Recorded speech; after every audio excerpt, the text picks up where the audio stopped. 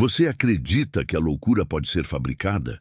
Hoje, você vai conhecer a história de uma mulher que foi calada com um carimbo, trancada com um diagnóstico e apagada com um laudo que parecia incontestável. Ela dizia que o pai estava vivo, a família dizia que era delírio, o hospital dizia que era perigosa e os papéis diziam tudo o que eles precisavam que dissesse. Aperte o play, inscreva-se e ajuste o volume, porque a partir de agora, cada sussurro pode ser uma prova ou uma armadilha. Carolina Nogueira tinha 29 anos, quando o atestado de óbito do pai chegou como um martelo. Acidente em rodovia, politraumatismo, corpo reconhecido pelo irmão mais velho, velório rápido, enterro fechado. O que deveria ser luto virou logística. A mãe, Dona Lúcia, e o irmão, Marcelo, passaram os dias seguintes em cartórios, bancos e telefonemas murmurados atrás de portas entreabertas. Na mesa da sala, planilhas. No corredor, vozes baixas. No quarto de Carolina, um celular que tocava de madrugada e encerrava a ligação assim que ela atendia. Na tela, número restrito. Na memória, a voz que ela jurava reconhecer: filha, estou bem. Não confie neles. Para quem olha de fora, os sinais de instabilidade acumulam rápido. Insônia, perda de apetite, olhos fundos de quem tenta costurar dores com pistas. Para quem olha de dentro, as incongruências saltam. O pai era metódico, não dirigia de noite, evitava aquela rodovia aos domingos. E a maior farpa, o caixão fechado. Carolina pediu para ver o corpo. A mãe repetiu como um mantra: não é bom para você. E, no entanto, o inventário correu como quem tem pressa. A assinatura de Carolina era necessária, mas bastaria um laudo para afastá-la para o seu próprio bem. Quando ela insistiu em ver o prontuário do suposto acidente, Marcelo gritou que aquilo era obsessão e delírio persecutório. Na semana seguinte, a casa ganhou novos visitantes. Um psiquiatra particular, amigo de família, que avaliou Carolina em 20 minutos e escreveu um relatório com palavras grandes o suficiente para intimidar qualquer juiz. Entre uma frase e outra, um pedido: tente confiar na sua família. Pare de atender telefonemas de madrugada. O problema é que naquela noite o telefone tocou de novo. E a voz repetiu, trêmula, ofegante, mais perto do que antes: filha, o Hospital São Damião, subsolo.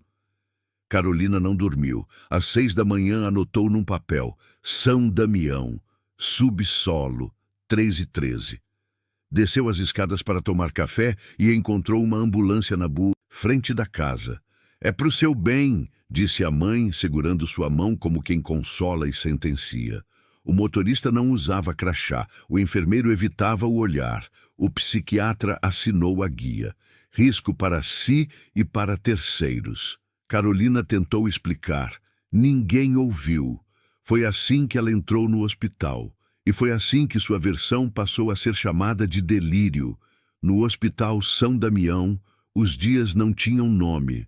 O relógio na parede marcava horas que ninguém conferia.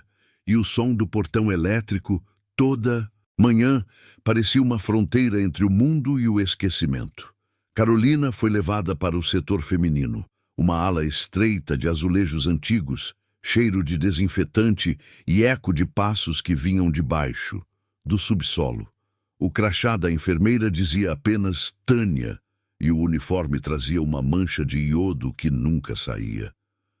Você vai ficar aqui até melhorar, disse, abrindo uma gaveta com pulseiras de identificação. A de Carolina tinha apenas o número 018. Nenhum sobrenome. No segundo dia, uma médica, nova doutora Nádia, entrou na sala com um tablet e um sorriso ensaiado. Fez perguntas rápidas, não ouviu as respostas. Você acredita que seu pai ainda está vivo? Carolina respondeu sim, e o toque no teclado veio antes do olhar. Persistência do delírio, alucinação auditiva noturna, recomendado aumento da medicação. Ela tentou explicar sobre as ligações, o número restrito, a voz que dizia o nome do hospital. Mas o prontuário não tem espaço para verdades que não cabem em protocolos. Se quer sair daqui, pare de insistir nessa história, disse a médica antes de sair. A sanidade era uma negociação. As noites eram o pior. Às 3h13, o mesmo horário anotado no papel, Carolina ouvia o ruído metálico vindo do chão, como se algo corresse pelos canos ou alguém empurrasse macas no andar de baixo. Tentou perguntar às outras pacientes, mas todas desviavam o olhar. Não fale sobre o subsolo, sussurrou uma delas, chamada Vera. Quem fala, some. No dia seguinte, o leito de Vera estava vazio. Transferida, informou a enfermeira Tânia, sem explicar para onde. No registro de presença na parede, o nome dela tinha sido apagado com corretivo. Quando Carolina pediu para ligar para um advogado, recebeu uma resposta fria. Seu tutor é seu irmão. E ele não autorizou. Foi assim que percebeu. A internação não era tratamento, era sentença. Um papel com carimbo bastava para transformar verdade em loucura. E naquela noite, quando o som metálico voltou, ela se levantou, encostou o ouvido no chão, frio, e ouviu claramente uma frase abafada ecoando de baixo. Filha, ainda estou aqui. Na terceira semana, Carolina já sabia distinguir o som dos passos. Os firmes eram dos enfermeiros, os arrastados das pacientes sedadas, e os quase imperceptíveis. Esses vinham debaixo do chão. O Hospital São Damião tinha 3 andares oficiais, mas os mapas de emergência nas paredes mostravam apenas 2. O térreo e o primeiro piso. O terceiro era um segredo que todos fingiam não existir. Carolina começou a observar. Notou que, entre 2 e 3 da madrugada, as luzes do corredor piscavam e uma enfermeira sempre desaparecia com um carrinho de metal, voltando 20 minutos depois, com o cabelo preso e o olhar vazio. Ninguém explicava para onde ela ia. Durante uma troca de lençóis, Carolina viu algo que não deveria. Uma etiqueta antiga costurada no tecido com um nome riscado. Paciente, Sérgio Nogueira. Seu coração parou. Era o nome do pai. Perguntou à enfermeira Tânia o motivo de aquele lençol estar ali, e ela respondeu rápido demais. Reaproveitamos tecidos antigos. Mas Carolina sabia. Ninguém da família Nogueira havia doado nada ao hospital. Na noite seguinte, ela conseguiu pegar emprestado um crachá esquecido no balcão e entrou pela ala de manutenção. O corredor era estreito, cheio de fios e encanamentos, com uma porta de ferro no final.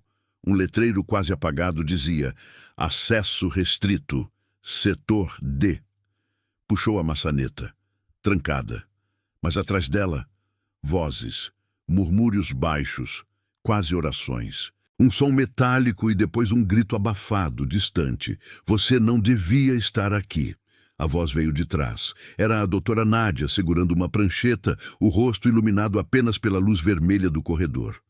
Esses corredores não são para pacientes.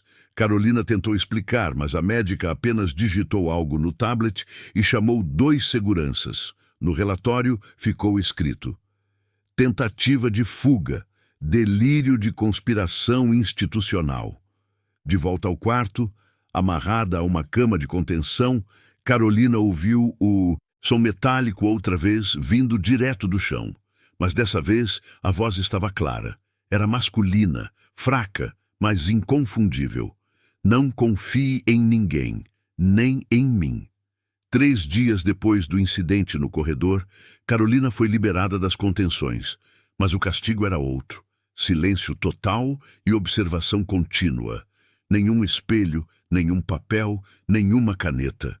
Mesmo assim, ela conseguiu esconder um pedaço de grafite que arrancou de um quadro de energia. Toda noite, riscava palavras na parede, tentando registrar datas, vozes, sons. Um diário invisível que só ela entenderia.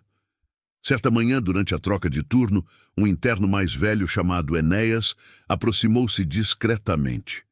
Trabalhava há anos no hospital como auxiliar de limpeza e parecia ver o que outros fingiam não notar. Você é do quarto 11, né? Eu vi teu nome no registro. Ou melhor, vi ele sendo apagado. Carolina o fitou em silêncio. Enéas abaixou a voz. Tem um lugar onde ficam os prontuários antigos, lá embaixo. Ninguém vai lá, desde que o Dr. Diniz morreu. Naquela madrugada, ela o seguiu até uma porta escondida atrás da ala de lavanderia. Enéas usou um molho de chaves antigas e empurrou o trinco enferrujado. O corredor era úmido, cheirava a mofo e produtos químicos. Lâmpadas piscando revelavam paredes com rachaduras, tubos expostos e um ventilador de teto que girava devagar, fazendo o ar parecer respirar. No fim do corredor, uma sala cheia de caixas empilhadas. Documentos, fotos, relatórios médicos.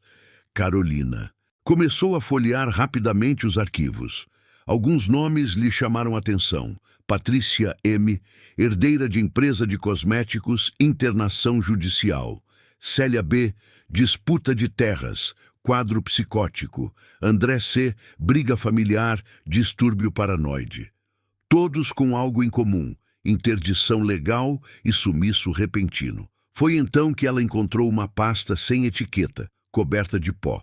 Dentro, um prontuário com o nome do pai, Sérgio Nogueira. Data de internação, 2001. Diagnóstico, transtorno dissociativo. Grave. Responsável legal, Marcelo Nogueira. Última atualização. Transferido para setor D, 3:13. Carolina sentiu as pernas falharem. O som metálico das macas ecoou no corredor como se respondesse à leitura. Quando levantou a cabeça, Enéas já não estava. No lugar dele, uma luz vermelha piscava no teto e um alarme soava distante. Alguém sabia que ela esteve ali. E o mais assustador, no rodapé do prontuário, em tinta azul desbotada, estava escrita uma frase à mão. Ainda estou aqui, filha. Papai! Na manhã seguinte à descoberta, Carolina acordou com o cheiro de fumaça.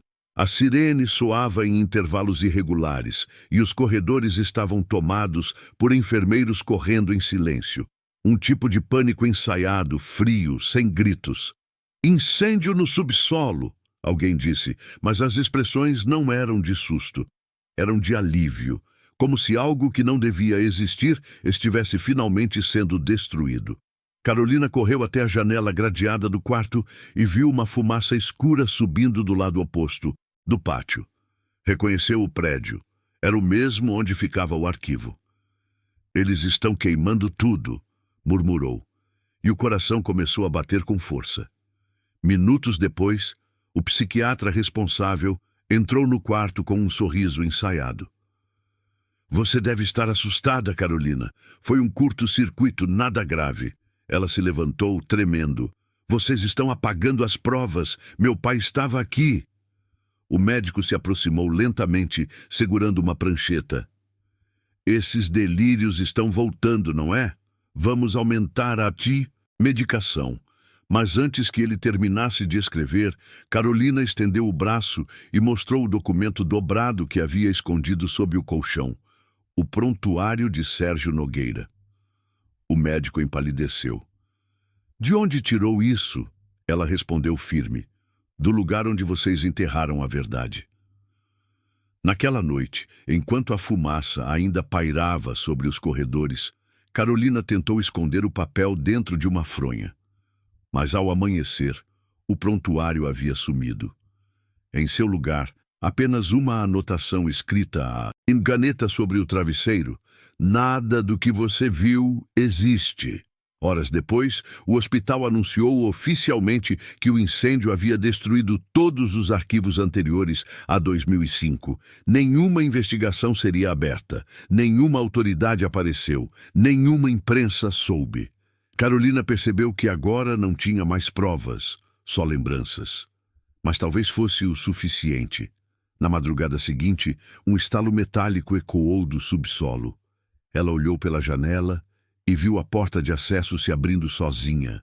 Uma luz piscava como um chamado, e por um instante teve certeza de ouvir de novo aquela voz.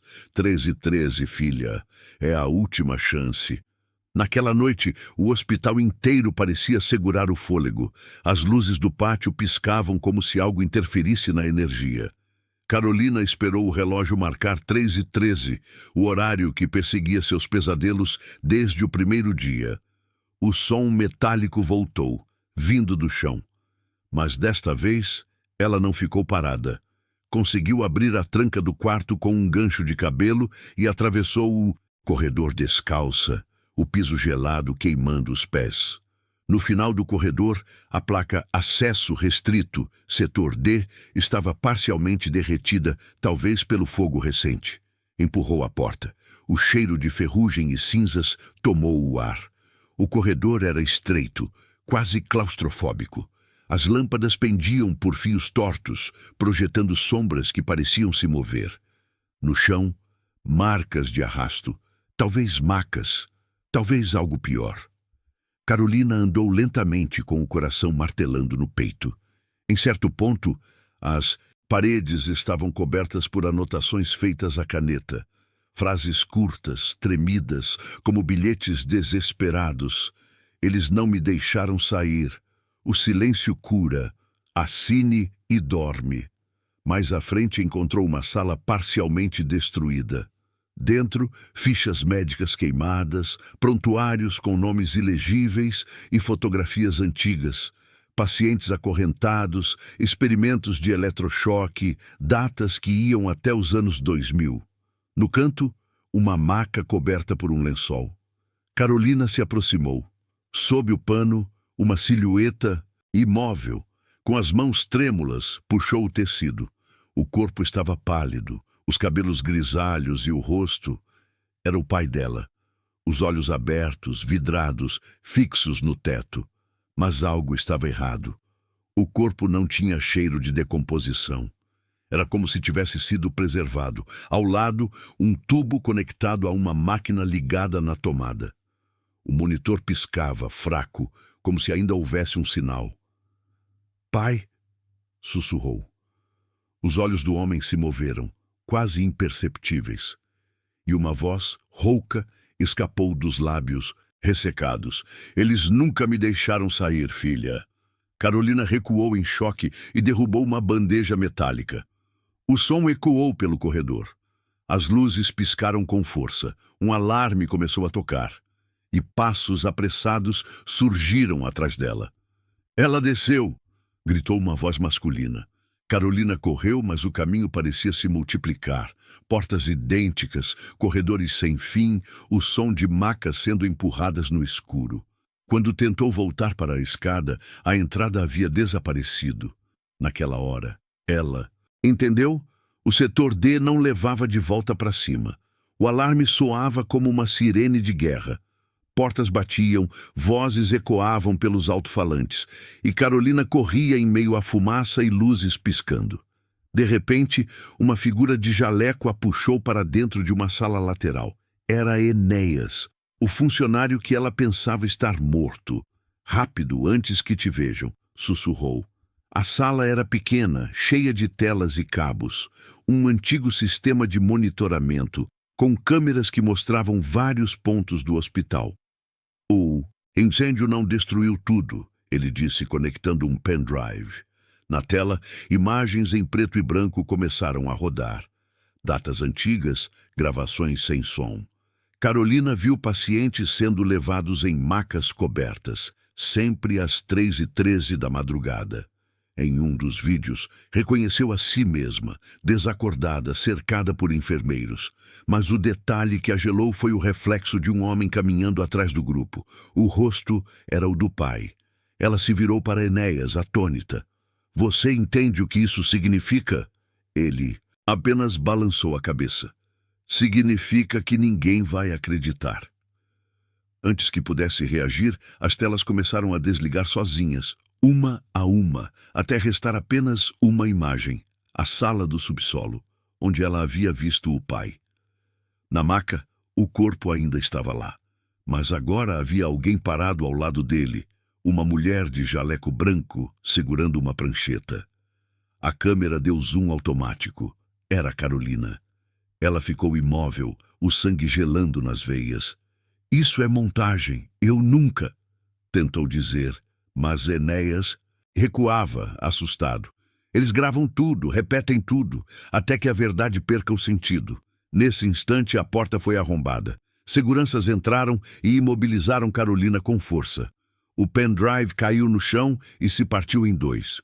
No relatório do hospital, o registro foi curto e frio. Paciente apresentou surto dissociativo grave. Afirmou ter visto a si mesma em vídeos inexistentes. Horas depois, os arquivos de vídeo foram oficialmente perdidos por falha técnica. E a sala de monitoramento? Lacrada, mas uma cópia escapou. Dias mais tarde, um jornalista anônimo recebeu um envelope pardo com o selo do hospital e uma única frase escrita à mão: "Veja o que acontece às 3h13. 3 semanas depois do suposto surto, o nome de Carolina Nogueira foi retirado dos registros do Hospital São Damião. A família alegou que ela havia fugido durante um transporte de rotina. Nenhum boletim de ocorrência foi feito. Nenhum jornal noticiou. Nenhum médico assinou a alta. Mas nos corredores, entre os funcionários, um boato cresceu em silêncio. Alguém teria visto uma mulher de avental branco caminhando no setor D, falando sozinha, chamando por um nome que ninguém entendia. Meses depois, o hospital fechou para reformas. As janelas foram lacradas, as câmeras removidas e todos os arquivos internos, digitalizados e transferidos para análise jurídica. Porém, em um fórum obscuro na internet, um vídeo de 18 segundos começou a circular.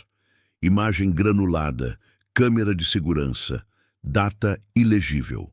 Mostrava o corredor do subsolo. No canto da tela, Carolina aparece entrando na sala onde vira o pai. A luz pisca. E então surge outra figura, deitada na maca. Mas quando a câmera se aproxima, o rosto no lençol é o dela mesma. O vídeo termina com um ruído e a tela preta. Na parte inferior, um horário fixo.